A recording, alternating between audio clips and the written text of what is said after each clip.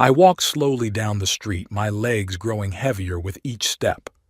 The wind, unusually cold for September in Halifax, whipped through the thin fabric of my shirt, making me shiver. But the shiver running through my body wasn't just caused by the cold. I'm 72 years old, and today is the first time in 47 years I've been out of work. We appreciate your input, Mr. Whittle, but the company is moving to automated inspection systems. Brent, the new manager, barely 30, told me. I'm sorry, but your position has been cut. He's sorry, all right? All I could see in his eyes was annoyance at having to explain himself to an older employee who he thought should have retired long ago. I wanted to tell him that I couldn't afford to retire, that I had obligations, that my daughter and grandchildren depended on my income.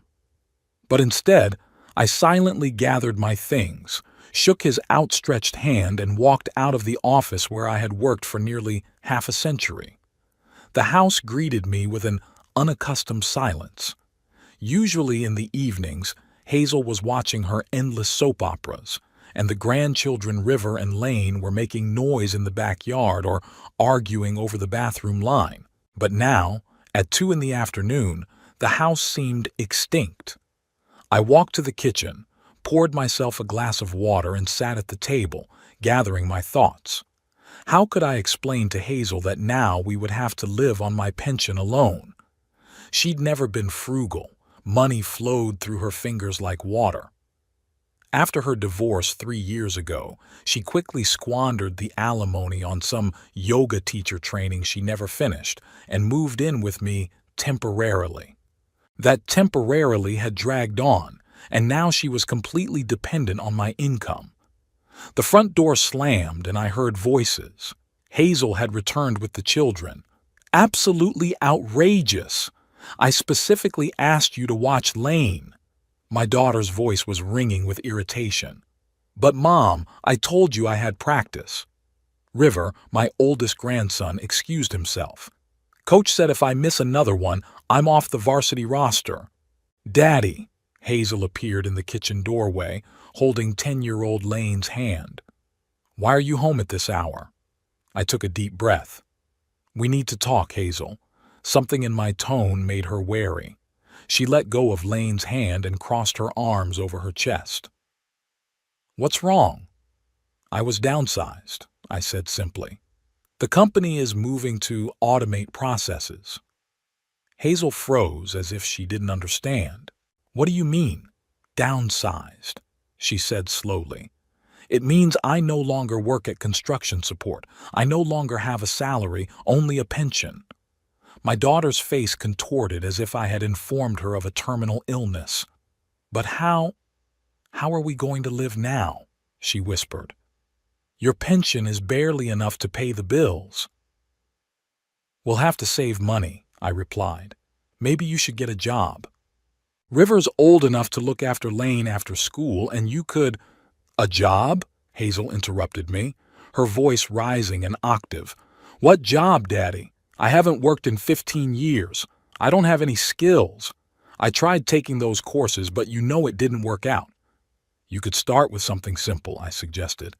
Maybe in a cafe or— A cafe? She was almost shouting. You want me at 39 to go waitressing? Are you kidding me? Hazel, please. I glanced at the kids who were frozen in the aisle watching our conversation. Let's discuss this calmly. Calmly? She was actually yelling now. How can I be calm when you ruined our lives with your incompetence? Why couldn't you keep this job? What did you do wrong? I didn't do anything wrong, I replied, feeling the anger building up inside. I've been with the company for 47 years. It was downsizing and it affected a lot of people. But not everyone, Hazel cut her off. So someone was more valuable than you. You had to fight for your place. You had to— Mom, stop it. River suddenly intervened. It's not Grandpa's fault he got fired. Hazel turned to her son and her eyes narrowed dangerously. Go to your room, River. This is an adult conversation. But Mom, in your room, she shouted, and take your sister with you. River grabbed Lane's hand and pulled her away from the kitchen. The girl turned around. her blue eyes full of fear and incomprehension. I tried to smile encouragingly at her, but it was unconvincing. As soon as the children were out of sight, Hazel turned to me again. Her face, so similar to my late wife's, was contorted with rage. "Is that all you have to say? We're going to have to save money?" she mocked me. "Lane has ballet lessons starting in a month that I haven't paid for yet. River needs a new gym uniform. I need money for the massage course I was going to start next month." "Hazel," I tried to speak calmly, "I understand your frustration, but it's not the end of the world. We'll get by. My pension will be enough for basic needs, and you can—" "Your pension won't even be enough to feed all of us," she interrupted. "Do you have any idea how much it costs to feed 2 growing children? What about clothes? What about school supplies?" She thrashed around the kitchen, waving her arms, her voice growing higher and more hysterical. "I can't live like this, Daddy. I can't keep counting every penny. That's not why I came back to you after the divorce. You promised you'd help us. You promised we'd be safe." "I'm doing the best I can," I said quietly. "I wasn't planning on losing my job." "You didn't?" She paused with her hands at her sides. "At your age, you should have expected this. You should have prepared, put the money aside." "I was saving," I countered. "But your divorce and the move exhausted my savings. You know that." It was true. When Hazel divorced her husband, I paid for a lawyer. When she decided to move in with me, I spent my savings to renovate the house so the kids would be comfortable. I moved into a small room at the end of the hallway, giving them the main part of the house. I did what I could to help my daughter and grandchildren. "So now it's my fault?" Hazel raised her voice even more. "You're blaming me for your financial problems?" "I'm not blaming anyone," I sighed. "I'm just saying that we're all going to have to adjust to the new situation now. I'll look for another job, although it won't be easy at my age." "Another job?" She laughed bitterly. "Who needs you at 72? Be realistic, Dad." Her words hurt more than I expected. Did no one really need me? Was all my value only in the money I brought home? "Hazel," I tried to stay calm, "let's think together about what we should do. Maybe you could look for a part-time job, or—" "No," she interrupted me abruptly. "No, Dad. I'm not going to work in some lousy cafe or supermarket. I deserve better than that. Everyone has to do things they don't want to do sometimes," I said. "For the sake of your children." Hazel stared at me as if I'd said something offensive. "Don't you dare tell me how to take care of my children," she hissed. "I've always put their interests ahead of mine, always, and you're just a selfish old man who only thinks about himself." It was so unfair it took my breath away. I've spent the last 3 years providing for her and the kids, denying myself everything from new clothes to medications my doctor prescribed that insurance wouldn't cover. "Hazel, you're wrong," I said quietly. "I've always put your interests ahead of mine, ever since you were a little girl." "Have you?" She puckered her lips. "Then why didn't you prepare for this day? Why didn't you set aside enough money so we could live decently even if you lost your job?" "Because all my savings went to you," I answered, feeling something inside me break. "For your divorce, for your housing, for your kids." "So now it's my fault?" Her voice trailed off into a scream. "You're the one who asked me to move in with you. You said you'd help me with the kids." "Yes, I did," I agreed. "And I don't regret it. But I can't create money out of thin air, Hazel. We all have to adapt." "I won't adjust to poverty," she cut me off. "I've been through this before when Grant left us. I won't let my children live in poverty again." "No one's talking about poverty," I countered. "We'll just have to be more frugal." "Frugal?" She laughed hysterically. "Do you realize that your pension isn't even a living wage for 4 people? We'll starve, Daddy." "Don't exaggerate." I was beginning to lose patience. "We can manage if we work together." "No." Hazel shook her head. "No, Dad. I'm not going to work together with you.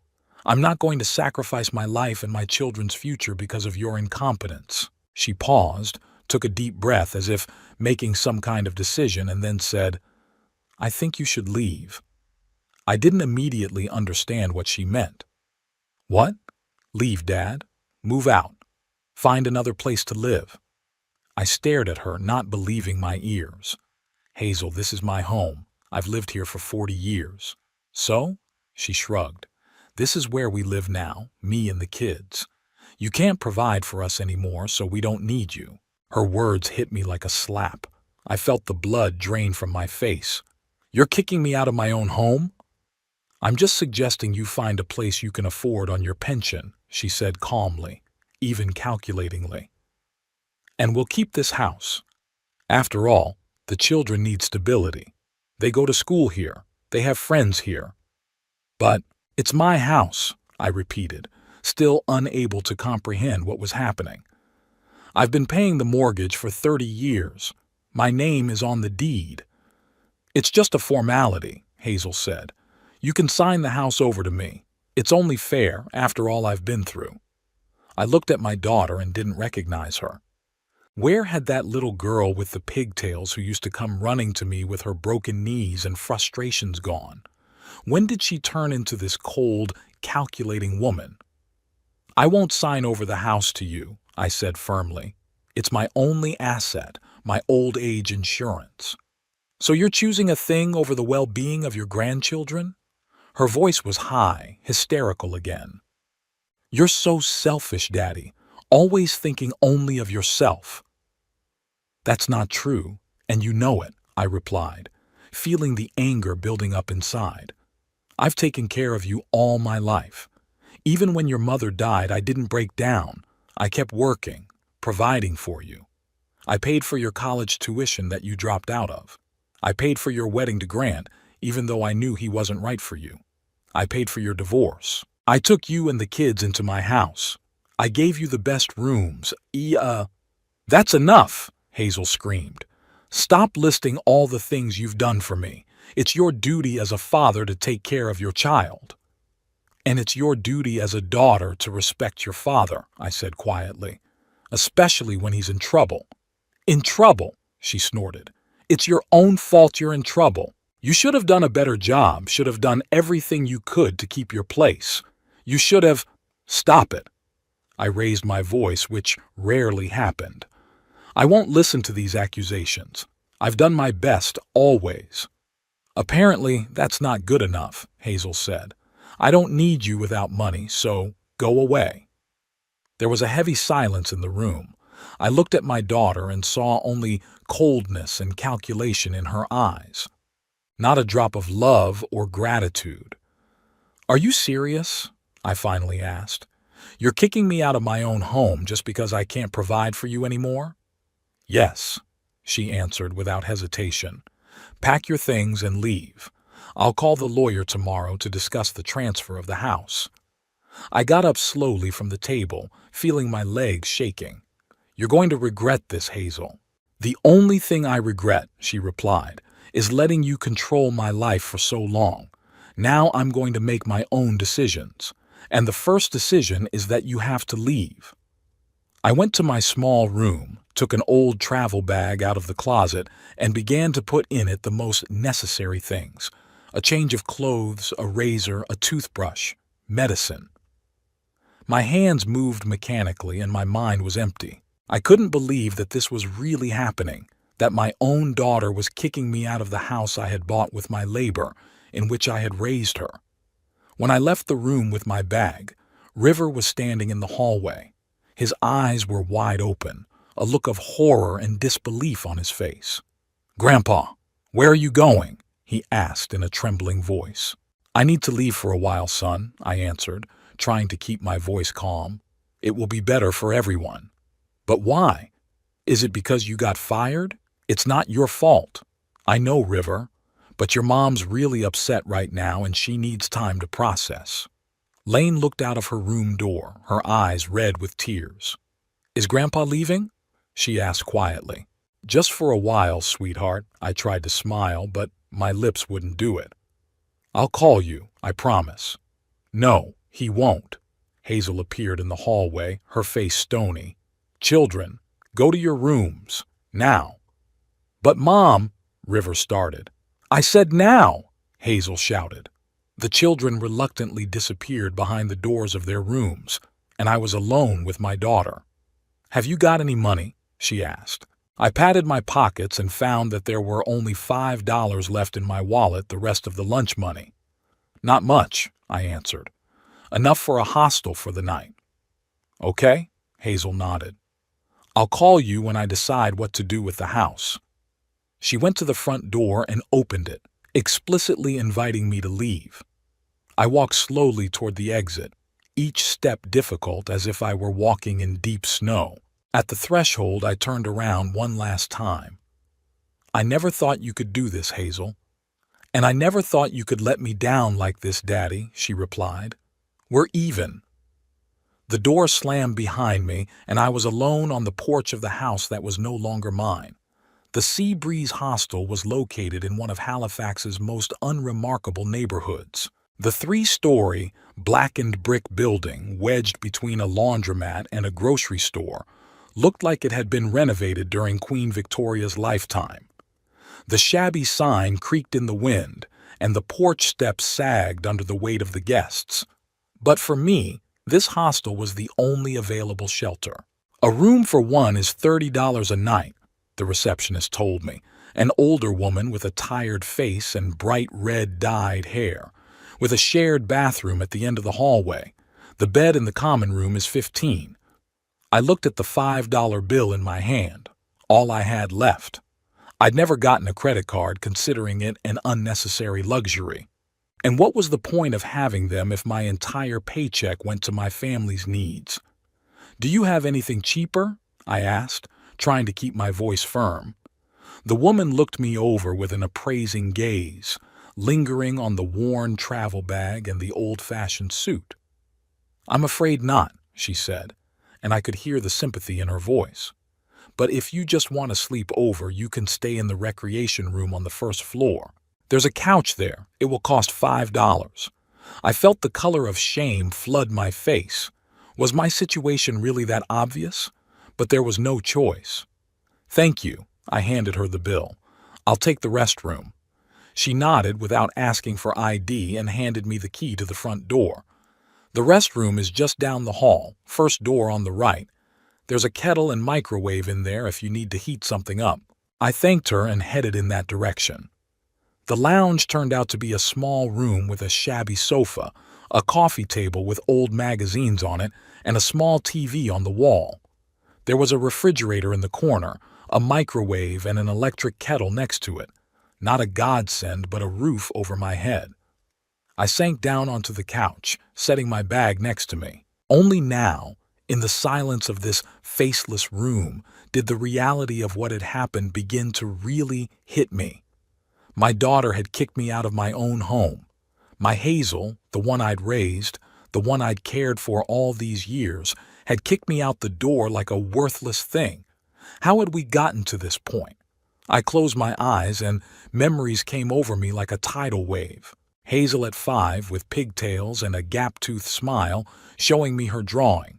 Hazel at 12 crying over her first unhappy love. Hazel at 18 receiving her high school diploma, her face shining with pride. And Hazel today, cold-eyed, saying, I don't need you without money. Where did I go wrong? When did my little girl turn into this selfish, calculating woman? Maybe after Eleanor died? My wife died 5 years ago of cancer. She was always gentler with her only daughter, smoothing over the rough edges when Hazel showed her temper. And me. I just kept working, providing for my family, believing that was my primary responsibility as a husband and father, or maybe it all started earlier when Hazel was a teenager. She always got what she wanted. New clothes, trips with friends, expensive birthday presents. Eleanor and I wanted her to have everything we didn't have when we were kids. But maybe instead of teaching her to appreciate what she has, we just accustomed her to taking without thinking about the cost. Or maybe it was her marriage to Grant. He was charming but irresponsible. promised her the gold mine, and left her with 2 kids in debt. Hazel was devastated, and I couldn't bear to see her suffer. I offered her to move in with me, took over taking care of her and the grandchildren. Maybe I'd done her a bare favor again by not letting her deal with her difficulties on her own. I sighed and opened my eyes. What was the point of looking for reasons now? The fact remains that I am a 72-year-old man, thrown out on the street by my own daughter with no money, no prospects, and 1 bag of belongings. What should I do next? You could try to find another job, but Hazel was right about one thing. Who needs me at my age? Construction companies prefer young, strong workers or those with up-to-date knowledge. My experience as an inspector on building sites won't interest anyone. I still have a pension, but it's barely enough to rent a cheap room and a modest meal. Winning back my house is out of the question. I have no money for lawyers, and I'm not ready to fight Hazel on my own. No matter what, she's my daughter. There was a quiet knock on the door, and I flinched. The receptionist stood on the doorstep with a tray on which a cup of tea and a sandwich were smoking. "I thought you might be hungry," she said, setting the tray on the coffee table. "We had a sandwich left over from dinner." "Thank you," I murmured, touched by this unexpected kindness. "You're very kind." "It's no big deal." She shrugged and added, "My name is Faye if you need anything." She left, leaving me with tea and a sandwich, which at that moment seemed like a real feast. I gratefully took the food, realizing I hadn't eaten since this morning. As I chewed my sandwich, my gaze fell on the television. It was off, but on the shelf beneath it was a stack of lottery tickets and a sign that read, "Try your luck. $1 per ticket. Contact the front desk." I grinned. The lottery. The last refuge of the desperate and the dreamers. How many times had I told Hazel it was a waste of money, that the chances of winning were slim to none? And now I'm looking at those tickets myself, and the traitorous thought flashes through my mind, what if... Nonsense. The lottery is a tax on those who can't calculate probabilities. My colleague Tim bought tickets every week, spending a significant portion of his salary on them. And so what? In 30 years, he's never won anything larger than $50. And yet, what have I got to lose? I have no money, no home, no future, just $1 for a chance to dream for a minute. I finished my tea, wiped my hands with a napkin, and headed for the front desk. Faye was sitting there, leafing through a magazine. "I need a lottery ticket," I said, feeling a little silly. "Sure." She smiled and pulled a stack of tickets out of a drawer. "Which one do you want?" "We have the Lucky 7, the Dream Jackpot, and the Golden Cush." "What's the most—" I was going to ask what's the cheapest, but I suddenly changed my mind. "What's the biggest jackpot right now?" "Oh, it's Golden Cush," Faye replied. "The jackpot right now is $5 million. No one's won in 4 months. $5 million. A sum that could change my whole life. With that kind of money, I could buy a new house, secure my grandchildren's future, travel, not worry about tomorrow." "I'll take the Golden Cush," I said, pulling out $1. Faye handed me the ticket and I examined it carefully. It was a simple piece of paper with numbers printed on it, but it held a lot of promise. "The drawing is tonight at 10 o'clock, Faye said. "You can watch it on the TV in the break room." I thanked her and returned to the couch, clutching the lottery ticket in my hand. Not that I seriously expected to win, but the very act of buying the ticket gave me a strange sense of control. In a world where everything was falling apart, I had made a choice, even if it was such a small one. I decided to lie down, feeling the fatigue come in waves. The events of the day had worn me down physically and emotionally. Placing my bag under my head instead of a pillow, I closed my eyes, clutching the lottery ticket in my hand like a talisman. Sleep came surprisingly quickly, and I dreamed of Eleanor. She was standing in our garden among her favorite roses and smiling at me with that special smile I loved so much.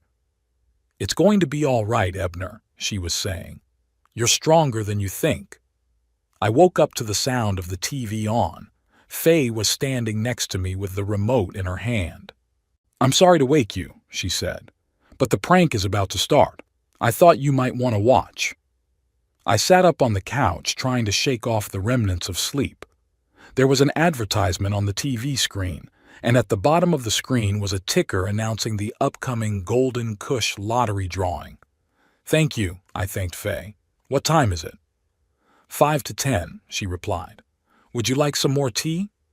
I nodded, and she left for the kitchen. I pulled a crumpled lottery ticket out of my pocket and smoothed it out. 6 numbers that would have to match the numbers drawn to change my life. What are the odds? 1 in a million.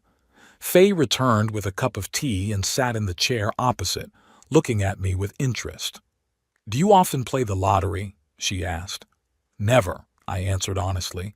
"This is my first ticket." "Oh, then you have a good chance," she smiled. "They say beginners are lucky." I only hummed in response. There's no such thing as beginner's luck in statistics. The probability of winning is equally small for everyone, regardless of experience. On the TV screen, the draw began. The host, a young woman in a sequined dress, announced the size of the jackpot and the conditions for winning.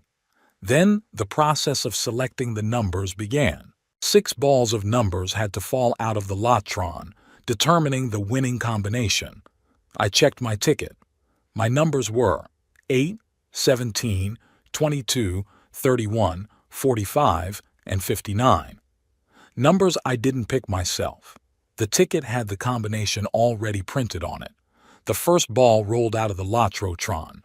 "And the first number of today's drawing is 8, announced the announcer. I blinked. 8, my first number.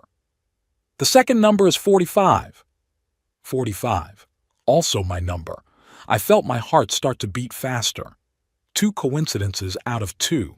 But it doesn't mean anything, I convinced myself. A coincidence. "The third number is 22. I swallowed. 3 out of 3.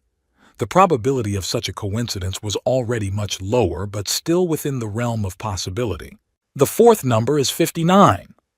Faye, who had apparently been watching my reaction, pitched forward. "Do your numbers match?" she asked excitedly. I nodded silently, unable to take my eyes off the screen. "Number 5 is 31.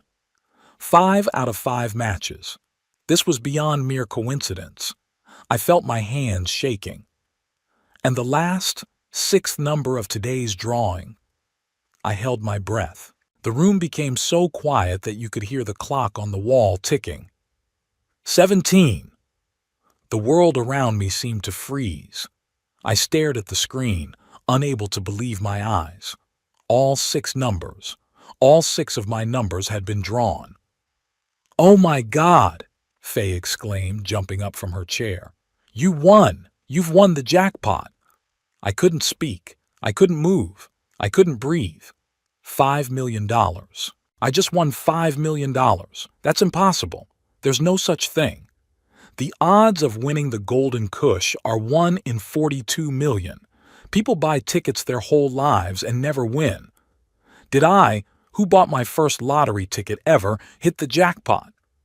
"You need to call the number on the ticket." Faye shook my shoulder, bringing me out of my stupor. "Hurry! They'll tell you what to do next."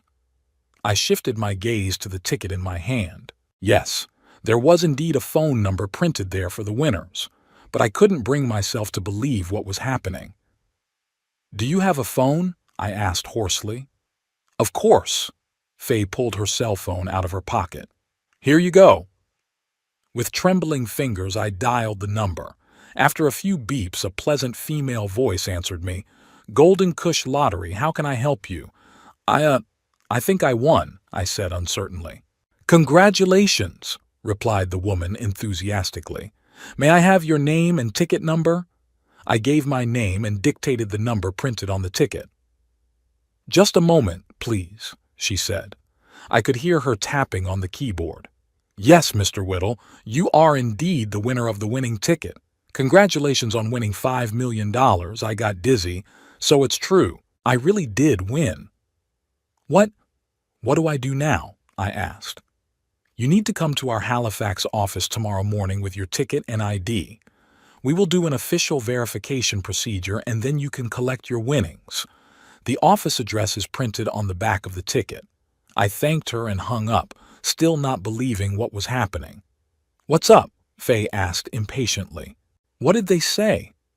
You really won, I said, and my voice sounded alien. $5 million. Wow, Faye exclaimed, clapping her hands together. That's amazing. What are you going to do with that kind of money? What am I going to do? That question brought me back to reality. $5 million. A sum that could completely change my life. I could buy a new house. I could travel. I could provide for my grandchildren's future. And then I was struck by the thought of Hazel, my daughter who kicked me out of the house saying she didn't need me without money. What will she say now that she knows I've won? Would she come running back, apologizing and trying to return the favor? I felt a strange feeling growing inside, a mixture of bitterness, resentment, and release. For the first time in years, I was truly free. Free from having to work my ass off to provide for an ungrateful daughter. Free from guilt and obligation. Free to choose how to live my life. I don't know, I finally answered Faye. I need to think it over. She nodded understandingly. Would you like to stay here tonight? The restroom is at your disposal, and tomorrow morning you'll go to the lottery office. Thank you. I was grateful for her kindness. I'd like to stay. Good night then, lucky you. She smiled and left the room, leaving me alone with my thoughts. I leaned back on the couch again, clutching the now priceless lottery ticket in my hand. $5 million. Yesterday, that amount would have seemed unimaginable, unattainable. But today it was a reality. What will I do with my new life? Where will I go? What will I do with this money? For the first time in a long time, I had a choice. A real choice, not limited by obligations to other people. And it was both frightening and exciting. I closed my eyes and tried to visualize my future life. It was hazy, uncertain. But there was no room for Hazel and her manipulations. I wasn't going to let her use me again. With that thought, I drifted back into sleep, but this time it was restless, filled with strange images and numbers dancing before my eyes. $5 million. A new life. New opportunities. A new me. The morning began with a rush. Faye brought me a cup of strong coffee and a fresh bun, then insisted on driving me personally to the lottery office. I can't miss a moment like this, she said, smiling. It's not every day my guest turns into a millionaire. The Golden Cush Lottery office was in a modern glass and concrete building in downtown Halifax. I clutched the ticket tightly in my hand, not even trusting my own pocket. Throughout the night, I woke up every hour, checking to make sure it was there, as if I was afraid my sudden happiness would melt away like a dream. When we entered the building, we were greeted by a young woman in a strict suit. She led us into a separate office where two men in expensive suits were waiting. Mr. Whittle, one of them stood up and extended his hand to me. Congratulations on your winnings. I'm Terrence Blackwood, director of the Golden Cush Lottery. And this is Alan Forster, our financial advisor. The next 2 hours were a blur. They checked my ticket, checked it against the database, asked to see my ID. I signed dozens of documents I barely understood. Alan Forster patiently explained each item to me, but the information slipped past my consciousness. I still couldn't believe this was happening to me. Now, Mr. Whittle, you can receive the entire amount all at once, tax deductible, or you can choose to pay in installments over 20 years, Forster explained. From a tax point of view, the second option is more favorable, but I want it all at once, I interrupted him. After all taxes, my winnings amounted to $3,200,000, an amount I could never have earned in my entire life, a sum that gave me freedom and independence. You should see a financial advisor, Forster recommended, handing me a card. My colleague, Nicholas Wood specializes in handling large winnings. He can help you manage your funds wisely." I nodded, accepting the card. After the formalities, I was given a certificate and told that the money would be transferred to my account within 3 working days. I didn't even have a bank account and had to open one at the nearest bank branch. When Faye and I left the lottery office, she gave me a big hug. "I'm so happy for you, Mr. Whittle," she exclaimed. "You deserve this happiness."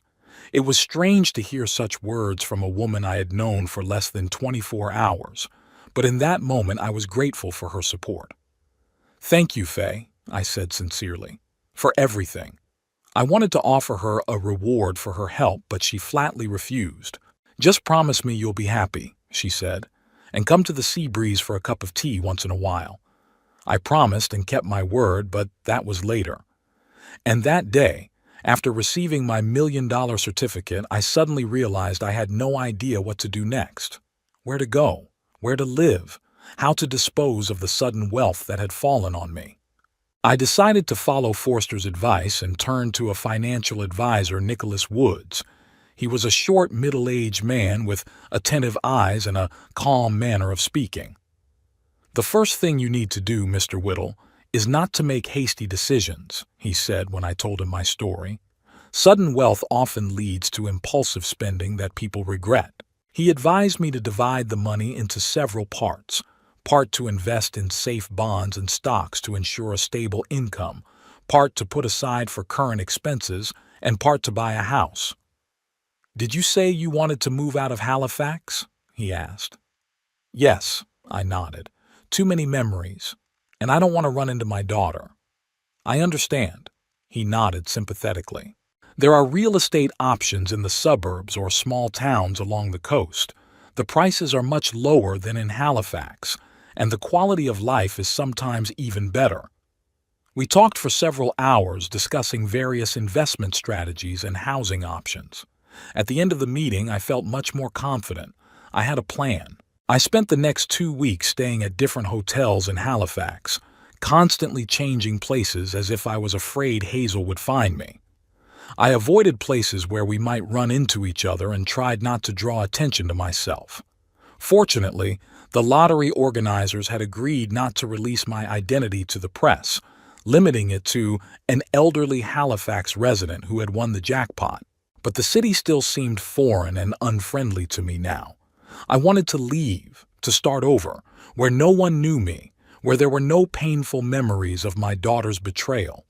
Nicholas Woods recommended a realtor specializing in coastal real estate, and I began my search for a new home. After several days of looking at various options, I finally found what I was looking for: a small but cozy house in the town of Moonlight Bay, a 40-minute drive from Halifax.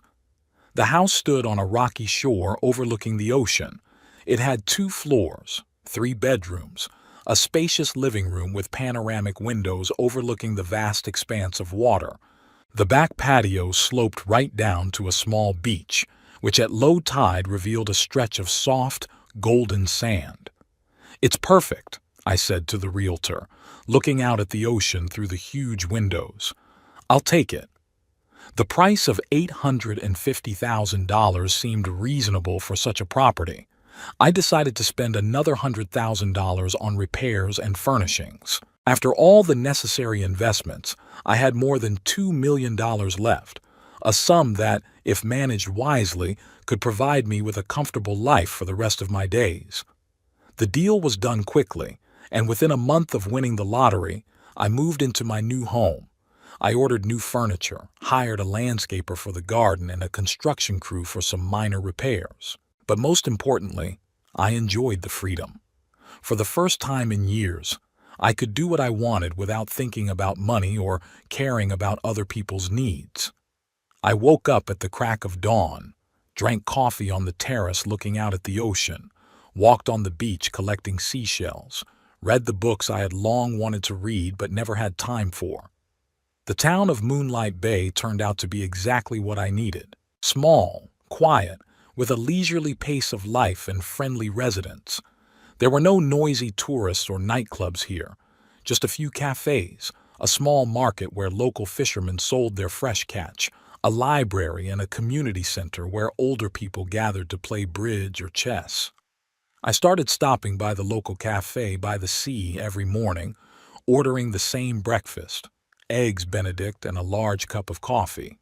Gradually, I began to get to know the locals. Doris, the elderly owner of the cafe with her gray hair, Gilbert, a former sailor who told me a new story from his travels every morning, Eustace, the local letter carrier who knew all the news of the town. They received me with warmth and curiosity without asking too many questions. I told them I was recently widowed and had decided to move closer to the ocean to start a new life. It was a half-truth. I was indeed a widower, although my wife had died 5 years ago, not recently. I didn't mention the lottery winnings, saying only that I'd gotten a nice severance package after being downsized and decided to spend it on realizing a long-time dream, a life by the ocean. One morning, when I was having breakfast at a cafe, a woman sat down at my table. She was a tall, slender lady with short silver hair and bright blue eyes. She looked about 70, but she held herself with that special energy, which is characteristic of people who live actively and in old age. "Do you mind? All the other tables are taken," she said with a slight British accent. "Sure, have a seat," I said, a little surprised by her directness. "I'm Rowan Party," she introduced herself, extending her hand. "I live in the house on the hill, the one with the blue roof." "Ebner Whittle," I shook her hand. "Recently moved here, bought a house on the beach." "I know," she smiled. News travels fast in a small town, especially when the new resident is an interesting gentleman like you.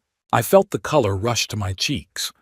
It's been a long time since anyone called me interesting gentleman. "I'm afraid you exaggerate," I said. "I am only an old widower who has decided to spend the rest of his days by the sea." "Oh, I'm a widow too," Rowan nodded. "My Irwin died 3 years ago. Lung cancer, smoked all his life." She sighed, but there were no tears in her eyes, only warm memories. We lived together for 47 years. I never thought I'd live alone. "I understand." I nodded. "My Eleanor passed away 5 years ago. Cancer, too." We were silent for a moment, each of us thinking about our own loss. Then Rowan suddenly smiled. "But enough of the sad stuff. I heard you bought the Jenkins house. It's a great choice. Best ocean view in all of Moon Bay." "Yes, the view is really amazing," I agreed. "I wake up every morning feeling like I'm living in paradise." "Oh, then you should see the sunset from the hill behind my house," Rowan said. "It's incredible. I sometimes have little picnics up there. If you want, you can join me tonight." I was surprised at such a direct invitation, but there was something about Rowan's manner that made me feel at ease. She was open, sincere, without the feigned politeness that often obscured real feelings. "It would be my pleasure," I said. "What time should I come?" "Say, at 7. The sun sets at 8:30, which will be plenty of time to get up the hill and make yourself comfortable." And so began my friendship with Rowan Party. We began to meet almost every day, then for a walk along the shore, then to visit the local library, then to have dinner together in one of the cafes in the town. She showed me all the picturesque places of Moon Bay, introduced me to interesting people, and helped me feel part of the local community. Rowan was a former literature professor who knew hundreds of poems by heart and could talk for hours about the books she loved. She was energetic, cheerful, and not afraid to speak her mind. I felt younger around her, as if the years were receding, giving me back the interest in life that I had almost lost after Eleanor's death and Hazel's betrayal. My new life was quiet and measured, but not boring. I started gardening, following the advice of Rowan, who turned out to be a keen gardener. I joined the local bridge club, where I quickly found partners to play with.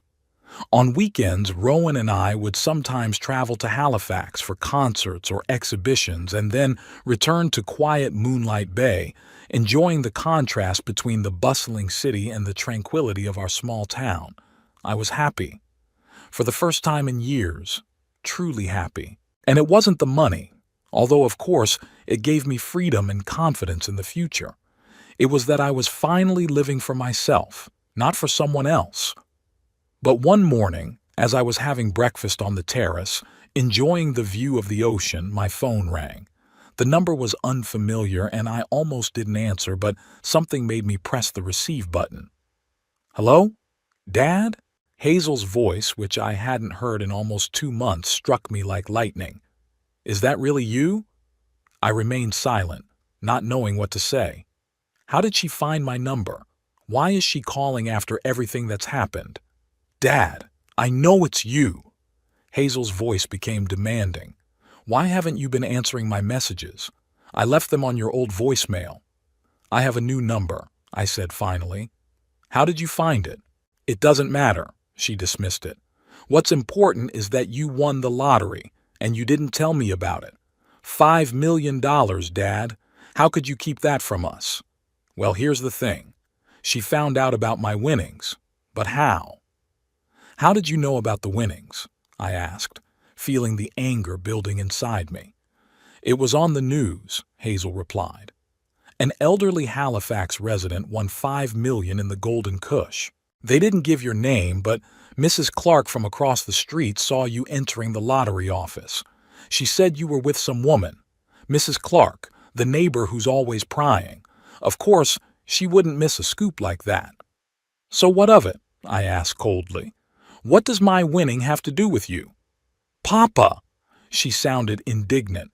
How can you say that? We're your family. Of course it has to do with us. My family? I felt anger overwhelm me. The same family that kicked me out of my own home when I lost my job. The same daughter who said she didn't need me without money. Dad, you've got it all wrong. Hazel's voice softened, almost pleading. I was upset, scared. You know how scared I am of being broke after what happened to Grant. I didn't mean to offend you, I just didn't mean it well. Unfortunate? I grinned bitterly. You kicked me out the door with one bag of stuff. It wasn't an unfortunate expression, Hazel. It was a conscious choice. I made a mistake, Daddy. She was really crying now, or skillfully imitating crying. I'm so sorry, we all miss you. The kids keep asking when you're coming back. I'm not coming back, I said firmly. I have a new home now, a new life. A new home? There was a new demanding tone in her voice. You bought a house. Where? How much did it cost? It's none of your business, Hazel. But, Daddy, what about us? You have to help us. River's got school problems, Lane needs to pay for dental work, and I haven't been able to get a job. Of course she couldn't. She didn't even try. I'm sorry to hear that, I said, surprised at my own calmness. But it's not my problem. Not your problem? Hazel was almost shouting. We're your family. You have $5 million and we can barely make ends meet. How is that not your problem? You defined our relationship, Hazel, when you said you didn't need me without money. Now I have money, but I don't need you. There was silence on the other end of the line. Then Hazel spoke, and her voice was icy. You can't do this to us. We're entitled to some of that money. No, you don't, I replied, and I advise you not to call me again. We will come to you, she exclaimed. Tell us where you live. Goodbye, Hazel. I pressed the end button of the call and took a deep breath. I knew this wasn't the end. Hazel isn't the type to give up easily, especially when it comes to money. She'd look for me, try to find out where I lived, maybe even hire a lawyer to challenge my winnings. But I was prepared for that. I had a house protected by a good security system. I had a lawyer who assured me that Hazel had no rights to my money. I had a new life with no room for her manipulation and selfishness.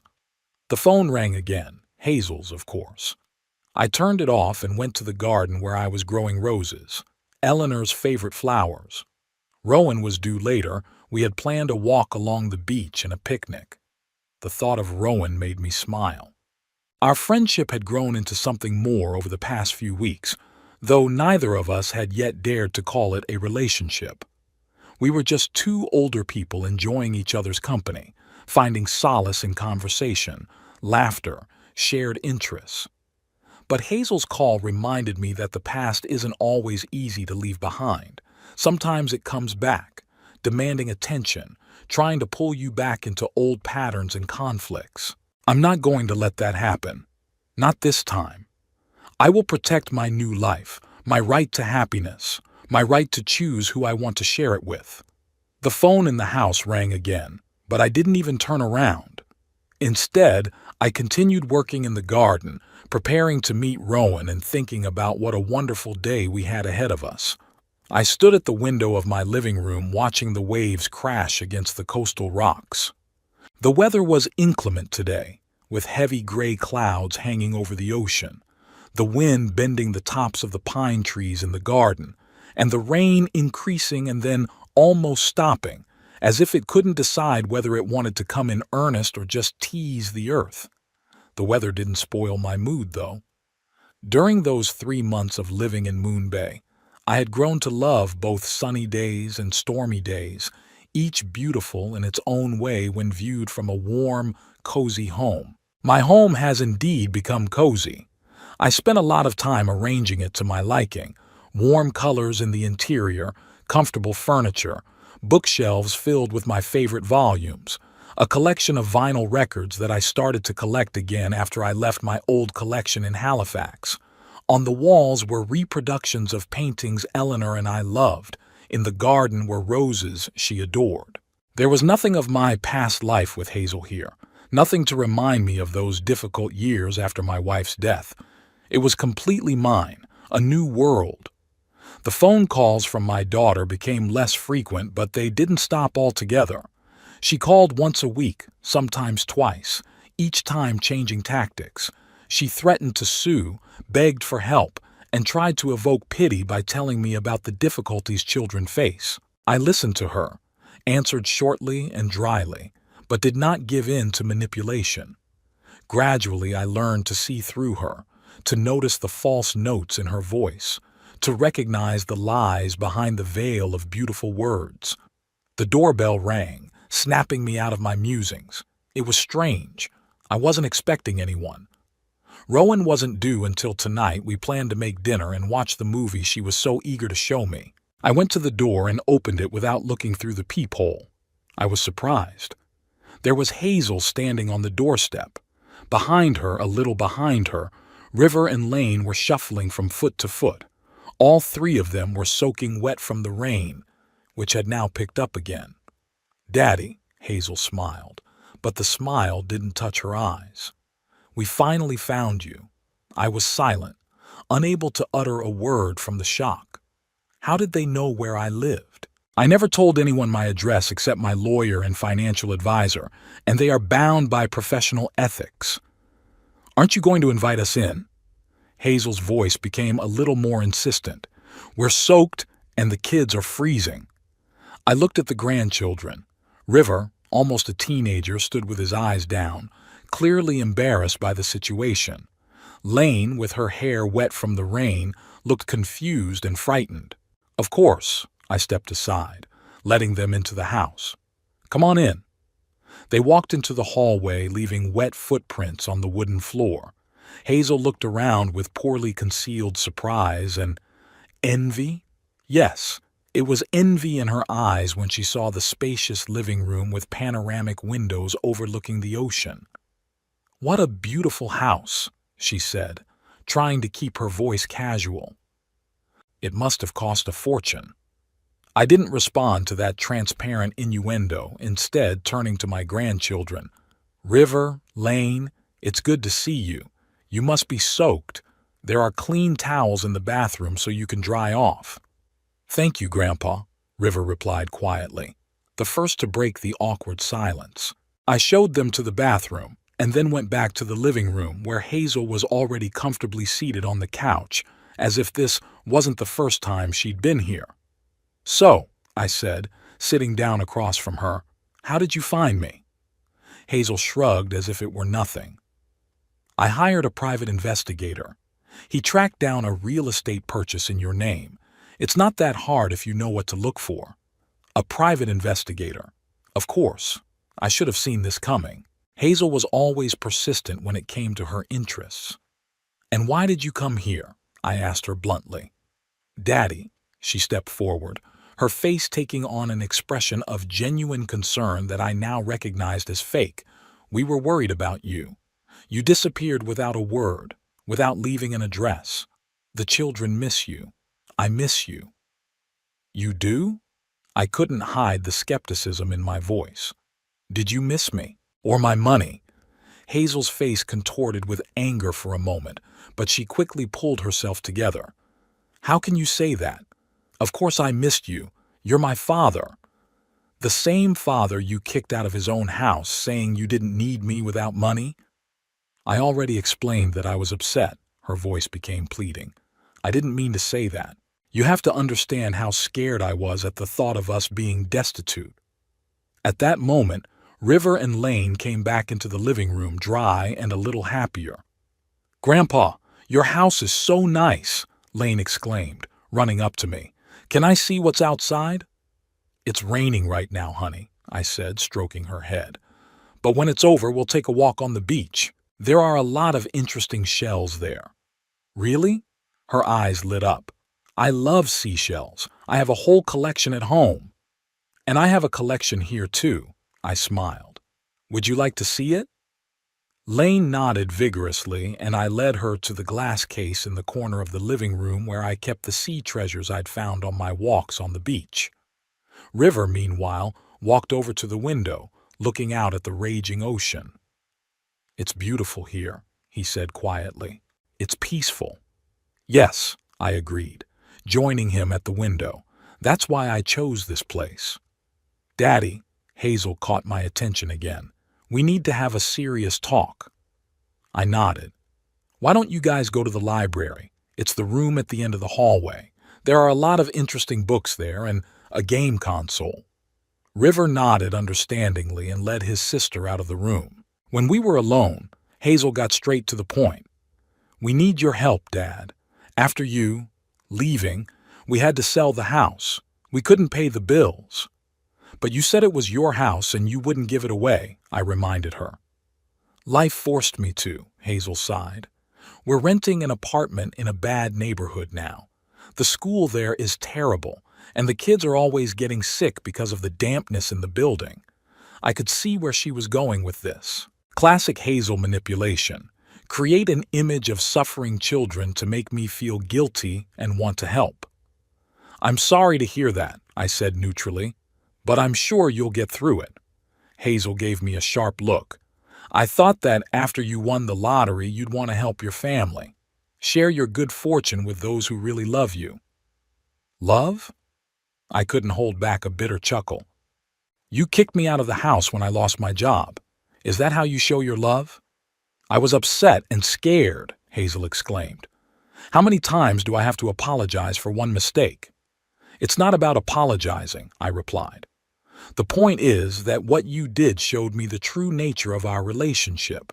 You saw me only as a source of money, not as a father to be respected and loved." "That's not true." Her voice shook with indignation. "I've always loved you, Daddy." "Then why did you only show up now when you found out about the winnings?" I asked bluntly. "Why didn't you come earlier, just to see how I was, where I was, if I was okay?" Hazel was silent for a moment, clearly unprepared for such a question. I didn't know where you were," she mumbled. "You didn't leave an address." "But you found me when you wanted to," I pointed out. "When you realized I had money you could use." "That's not fair, Daddy," she exclaimed. "You're judging me too harshly." "I just see the truth, Hazel," I answered calmly. "And the truth is that I won't finance your life anymore. Not under any circumstances. What has happened between us has opened my eyes to the true nature of our relationship. You're not a daughter who loves her father. You're a grown woman who uses kinship for her own gain." Hazel's face contorted with anger. "After all I've done for you? I took care of you after Mom died. I cooked, cleaned, washed your clothes." "No, Hazel," I shook my head. "I took care of you. I paid your bills, your food, your clothes. I took you and the children into my home when you divorced Grant. I gave you the best rooms, moving into a hovel myself. And when I lost my job, You threw me out like a piece of junk. But you can help me now, she exclaimed. You have $5 million. Can't you share it with your own daughter and grandchildren? I told you, I'm not going to finance your life anymore, I repeated firmly. I'll be a grandfather to Rivera and Lane if you'll let me. But no more than that. So that's how it is. Her voice became cold, calculating. You win the lottery, and you think you can just throw us out of your life? Forget your responsibilities to your family? My responsibilities? I felt the anger rising up inside me again. What about your responsibilities, Hazel? Your duty to honor your father, to take care of him in his old age, to be grateful for all he's done for you. Where were those responsibilities when you were kicking me out the door? Hazel stood up, her face contorted with rage. Fine, she hissed. If you want us out of your life so badly, we'll go. But don't think you'll ever see your grandchildren again. I'll make sure they forget they even had a grandfather. Are you using the children as a weapon against me? I asked, feeling my heart clench. That's low even for you, Hazel. I'm protecting my children from a selfish old man who only thinks about himself, she shouted. A man who is willing to leave them in poverty while he lives in luxury. At that moment, River appeared in the doorway of the living room. It was evident from his face that he had heard part of our conversation. Mom, he said quietly but firmly, you don't have to threaten Grandpa. Hazel turned to her son, her face softened, but anger still burned in her eyes. River, honey, this is an adult conversation. Please go back to the library. No, he shook his head. I heard what you said. You want to forbid us from seeing Grandpa. It's not right. River, her voice turned warning, I'm your mother and I decide what's right and what's wrong. But you're wrong, River insisted. Grandfather has always been good to us. He doesn't deserve to be treated this way. I was touched by my grandson's words, but at the same time, I didn't want him to be caught between two fires. River, I said softly, thank you for your support.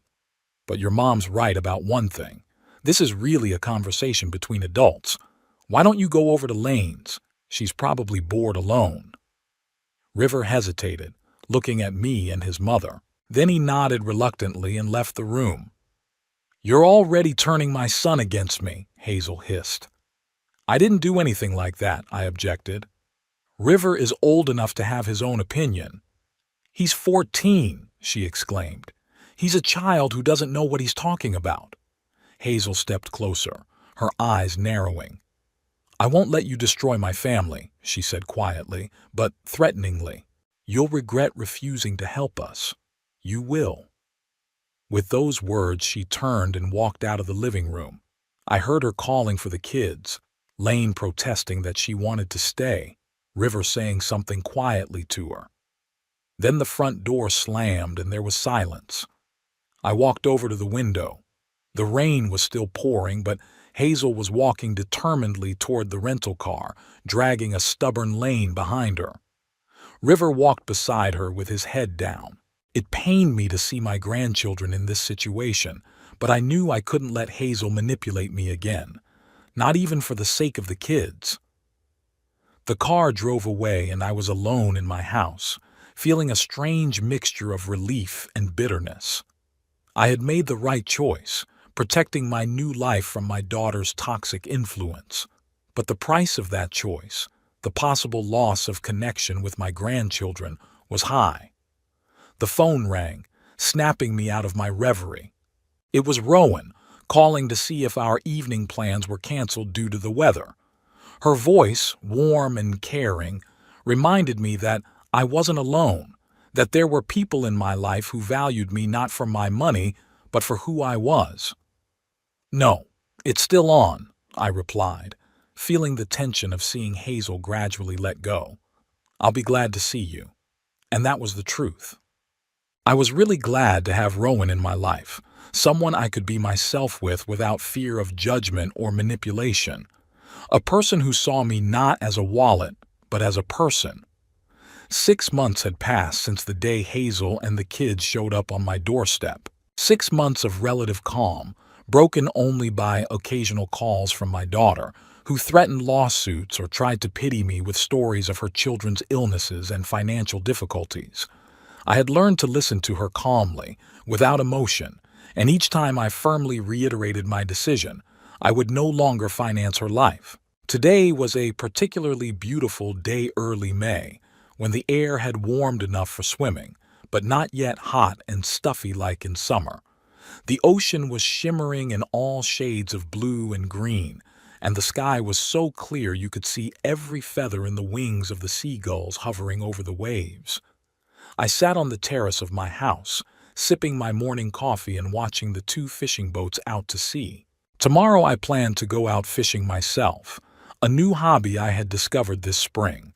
A local fisherman, Douglas Thorne, taught me the basics and even lent me his old equipment until I could buy my own. "What of you?" Rowan's voice made me turn around. She was standing in the patio doorway holding a tray of freshly baked scones. "No wonder you always wake up smiling." I smiled at her, feeling my heart fill with warmth. Rowan had become an integral part of my life. What started out as a friendship between 2 lonely widowers has slowly grown into something much deeper and more meaningful. 2 months ago, she moved in with me. We decided that at our age, there was no point in wasting time on convention. We loved each other, we were good together, so why not live under the same roof? "There's a letter for you," Rowan said, handing me an envelope. It was from Rivera, according to the handwriting. I took the envelope, feeling my heart clench with excitement. River had been writing to me regularly, about every 2 weeks, since Hazel had forbidden the kids from calling me. My grandson had shown amazing ingenuity for his age, finding a way to keep in touch despite his mother's prohibition. "What's he writing?" Rowan asked, sitting down next to me and pouring coffee. I opened the envelope carefully and unfolded a piece of paper written in neat teenage handwriting. "Dear Grandpa, we're doing well. Mom got a job at the insurance company and we moved into a better apartment. Lane went to dance like she always dreamed of, and now she shows us new moves every night. I started playing on the school basketball team. We even won the district tournament. Mom still gets mad when anyone mentions you, but I think she's calmed down a bit. At least she doesn't say you abandoned us or betrayed us anymore. Just keeps quiet if I ask about you. Lane sends her regards and says she misses your stories about the sea. She drew you with a mermaid. That's Rowan." I explained to her that she's your friend. "I'll attach the drawing to the next letter. Right now it's hanging over Lane's bed and Mom hasn't noticed yet. I took your advice and started journaling. It really helps to sort out my thoughts. Thank you." Chuckles. "I hope you're doing well. Vacation is coming up and maybe I can talk my mom into letting me go to your place for a couple days. She said she'd think about it. Your grandson, River." I felt my eyes fill with tears. This boy, this amazing young man, understood the situation far more deeply than one would expect from a 14-year-old. He didn't blame me, didn't demand explanations, just accepted things as they were and tried to keep us connected no matter what. "Good news?" Rowan asked, noticing my excitement. "Yes," I handed her the letter. "They're doing well, and I think Hazel is starting to thaw." Rowan read the letter and smiled. "That River is an amazing boy. Such maturity at his age." "Yes," I agreed. "Sometimes I think he's wiser than his mother." Rowan put her hand on mine. "You miss them, don't you?" "Every day," I admitted. "Especially the children. I never wanted to break the bond with them. I just couldn't let Hazel keep manipulating me." "I understand," Rowan nodded. "And judging by the letter, your firmness has paid off. Hazel found a job, became independent. Maybe now your relationship could be on a healthier footing." "Maybe."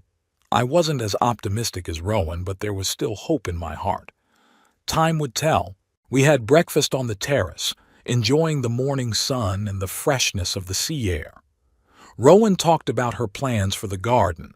She had decided to plant a small vegetable garden in the far corner of the property, where it was particularly sunny. Imagine your own tomatoes and herbs. Her eyes shone with enthusiasm. And maybe even pumpkins for the fall. I listened to her, smiling. Rowan always knew how to find joy in the simple things, in everyday chores and small projects. This quality, which I especially appreciated in her, helped me to see the beauty in the ordinary, not to dwell on past hurts and disappointments. After breakfast, we went for a walk on the beach, our daily ritual which we observed in any weather. Today, the sand was warm under our bare feet, and the waves licked the shore affectionately, leaving whimsical patterns of seaweed and small shells. Look! Rowan bent down and picked up something from the sand. Sea glass, my favorite. She handed me a piece of glass, polished by the waves to the smoothness of silk. Pale blue, almost transparent, it seemed to hold a piece of the sky. For your collection, Rowan smiled, placing the glass in my palm. I thanked her with a kiss. Moments like this, filled with quiet joy and tenderness, were the foundation of our life together. No dramas, no manipulation, just mutual respect and care. In the evening, as we sat on the terrace watching the sunset, my phone rang.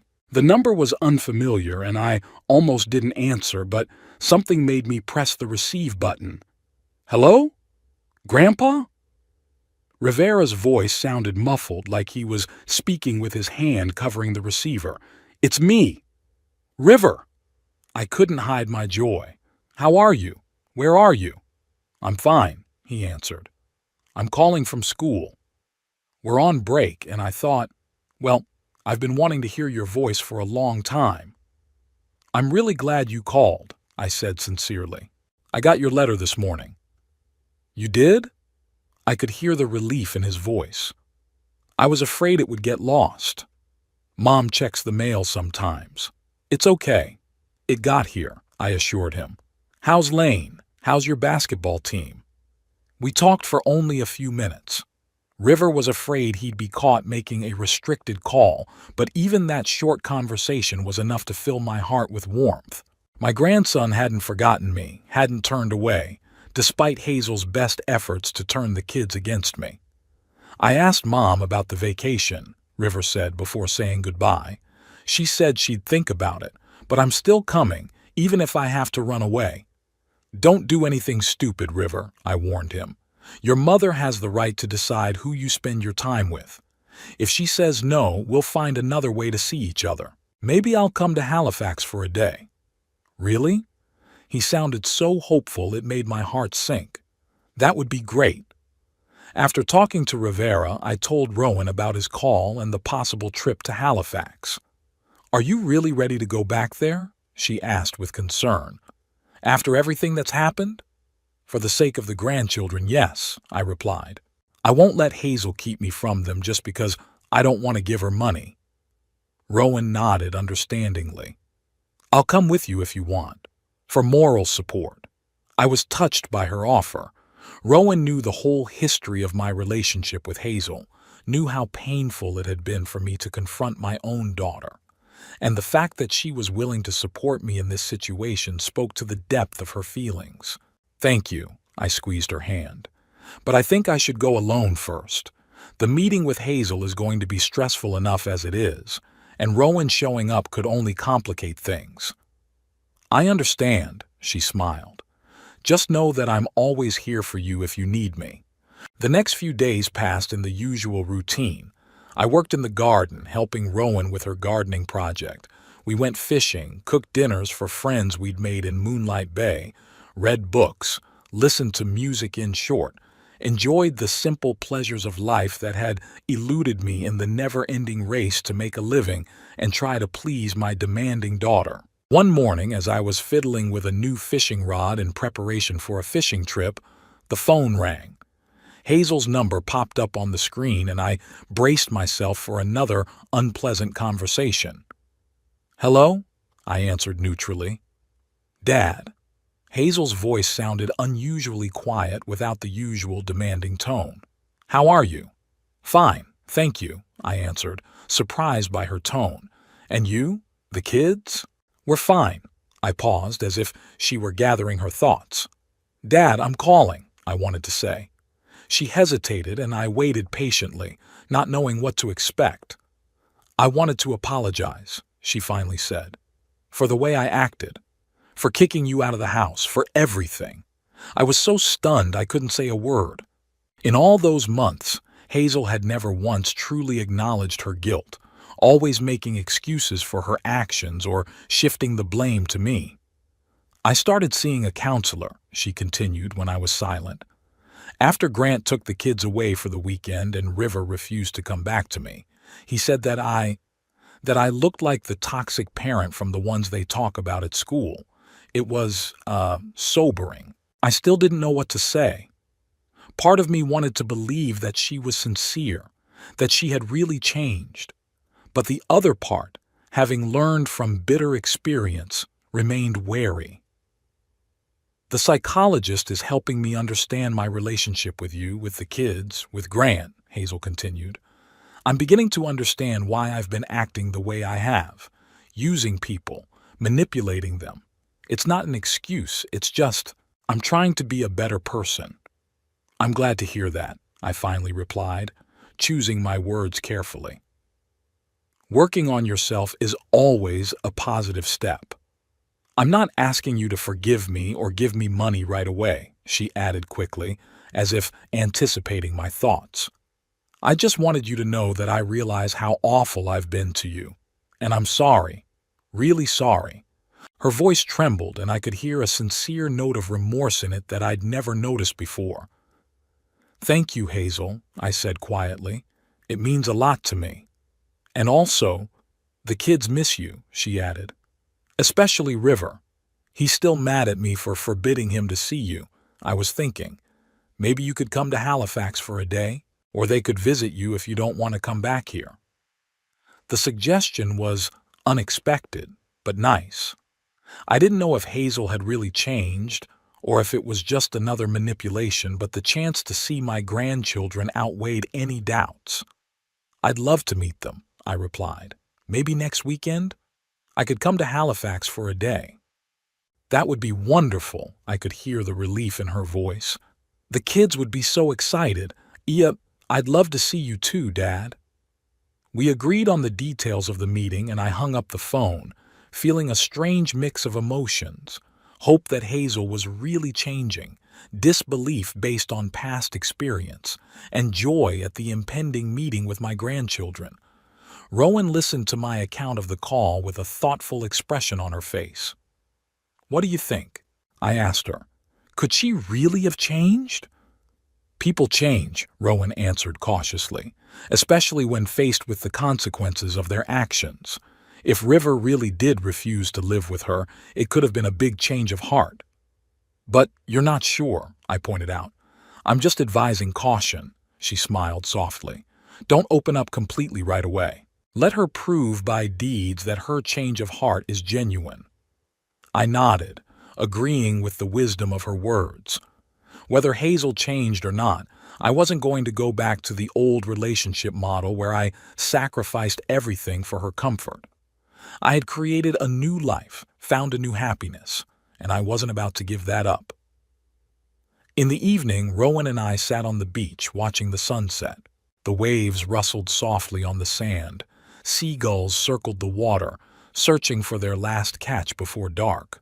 A light breeze brought the smell of salt and seaweed mixed with the scent of roses blooming in our garden. What are you thinking about? Rowan asked, noticing my thoughtfulness. About life, I answered. About how strange things are. If Hazel hadn't kicked me out of the house, I never would have bought that lottery ticket, never would have won the money, never would have moved here, never would have met you. Rowan took my hand. Sometimes you have to lose everything to find what's really important.